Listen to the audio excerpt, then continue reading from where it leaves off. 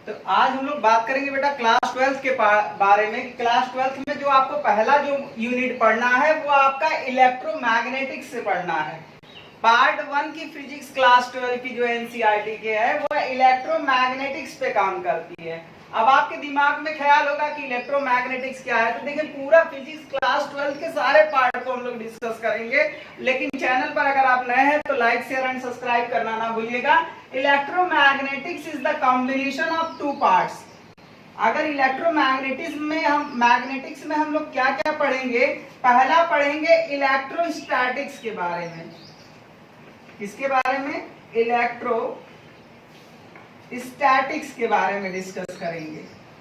और दूसरा जो पार्ट डिस्कस करेंगे इलेक्ट्रोडायनेमिक्स के बारे में। वर्ड को ही पढ़ने से आपको समझ में आ रहा होगा, इलेक्ट्रोडायनेमिक्स के बारे में बात करेंगे। तो इलेक्ट्रोस्टैटिक्स और इलेक्ट्रोडायनेमिक्स दोनों का कॉम्बिनेशन है इलेक्ट्रोमैग्नेटिक्स। तो इलेक्ट्रोमैग्नेटिक्स को अगर देखें तो जिसमें electric as well as magnetic दोनों फिनोमिना को एक साथ डिस्कस करें वह इलेक्ट्रोमैग्नेटिक्स होगा। तो इलेक्ट्रोमैग्नेटिक्स में कौन कौन पार्ट आते हैं? इलेक्ट्रोस्टैटिक्स आता है और इलेक्ट्रोडायनेमिक्स आता है। तो इलेक्ट्रोस्टैटिक्स में अगर देखें तो इलेक्ट्रोस्टैटिक्स दो पार्ट से मिलकर बना है, एक इलेक्ट्रो और दूसरा स्टैटिक्स। तो इलेक्ट्रो का जो मीनिंग होता है वो चार्ज से। अगर हम इलेक्ट्रोस्टैटिक्स को देखें तो इसमें दो पार्ट है, एक पार्ट आपको दिख रहा होगा इलेक्ट्रो और दूसरा पार्ट आपको दिख रहा होगा स्टैटिक्स। इलेक्ट्रो का जो मीनिंग होता है वो चार्ज से है। किससे है? चार्ज से। और स्टैटिक का जो मीनिंग है वो रेस्ट से है।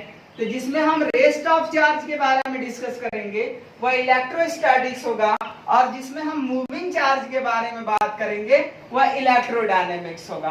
तो ये याद रखिएगा, दिमाग में बैठा के चलिएगा कि जब कोई भी रेस्ट चार्ज के बारे में बात होगा तो रेस्ट चार्ज के बारे में जो बात होगी वो किस में होगा?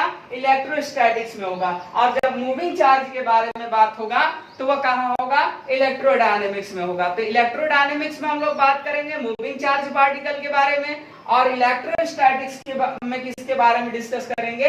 रेस्ट ऑफ चार्ज पार्टिकल के बारे में। तो रेस्ट ऑफ चार्ज किस में डिस्कस करेंगे हम लोग? इलेक्ट्रोस्टैटिक्स में। और मूविंग चार्ज के बारे में किस में डिस्कस करेंगे?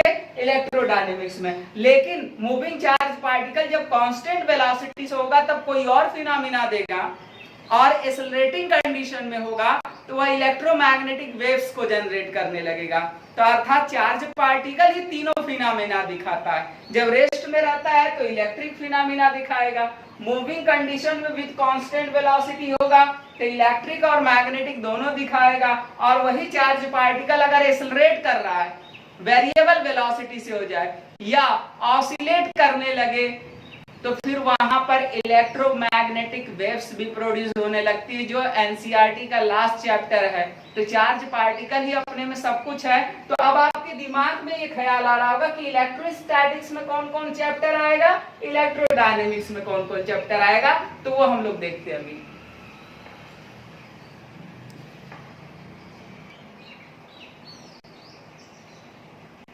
वही हम बात करें इलेक्ट्रोडायनेमिक्स के बारे में कि इलेक्ट्रोडायनेमिक्स क्या होगा। तो इलेक्ट्रोडायनेमिक्स में अगर the charge particle moving with the constant velocity, अगर कोई भी चार्ज पार्टिकल कांस्टेंट वेलोसिटी से मूव कर रहा है तो इलेक्ट्रिक इफेक्ट भी दिखाएगा, साथ में मैग्नेटिक इफेक्ट भी दिखाएगा। ये कौन बोला था आगे हम डिस्कस करेंगे। लॉरेंज ने यह बोला था कि एक moving charge particle electric effect भी दिखाता है, साथ में मैग्नेटिक इफेक्ट भी दिखाता है। लेकिन अगर वही चार्ज पार्टिकल एक्सेलरेट करने लगे, अभी हाल ही में आईआईटी जेईई में एक क्वेश्चन था कि एक्सेलरेटिंग चार्ज पार्टिकल क्या प्रोड्यूस करता है या ऑसिलेटिंग चार्ज पार्टिकल क्या प्रोड्यूस करता है, तो वह आपका इलेक्ट्रोमैग्नेटिक वेव्स मतलब इलेक्ट्रिक इफेक्ट भी दिखाएगा, मैग्नेटिक इफेक्ट भी दिखाएगा, साथ में इलेक्ट्रोमैग्नेटिक वेव्स प्रोड्यूस करने लगेगा। तो ये एनसीईआरटी पार्ट का, एनसीईआरटी चैप्टर का जो है सबसे लास्ट चैप्टर है 8।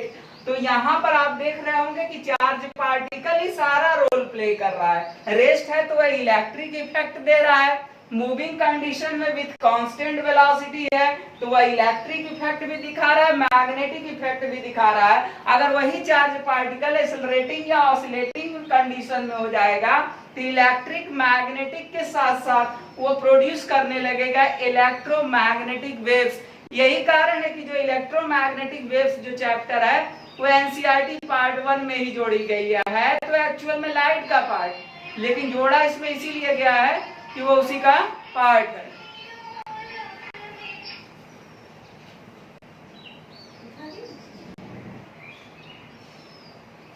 तो आप इस तरीके से आप समझ गए होंगे कि चार्ज पार्टिकल ही सारा रोल प्ले करता है, इलेक्ट्रिक इफेक्ट भी दिखाता है, इलेक्ट्रिक के साथ साथ मैग्नेटिक इफेक्ट भी दिखाएगा और इलेक्ट्रोमैग्नेटिक वेव्स को भी प्रोड्यूस करेगा। तो आपसे बार बार कहना है कि चैनल पे नए हैं तो लाइक शेयर एंड सब्सक्राइब करना ना भूलिएगा, क्योंकि अब हम पार्ट वाइज पूरा क्लास 12 का टॉपिक वाइज सारा वीडियो आपको प्रोवाइड करते रहेंगे। तो यहाँ पर हम लोग डिस्कस कर लिए कि एक ही चार्ज पार्टिकल सारा रोल प्ले करता है। तो इलेक्ट्रोस्टैटिक्स में हम लोग किसके बारे में डिस्कस करते हैं, रेस्ट ऑफ चार्ज के बारे में, और इलेक्ट्रोडायनेमिक्स में किस में बात करते हैं, मूविंग चार्ज पार्टिकल में। और वो भी चार्ज पार्टिकल अगर मूविंग कंडीशन में होगा तो दो फिनोमेना होगा, कांस्टेंट वेलोसिटी से होगा तो इलेक्ट्रिक और मैग्नेटिक दोनों इफेक्ट देखेंगे, अगर एक्सेलरेटिंग या ऑसिलेटिंग केस में होगा तो इलेक्ट्रोमैग्नेटिक वेव्स प्रोड्यूस करने लगेगा।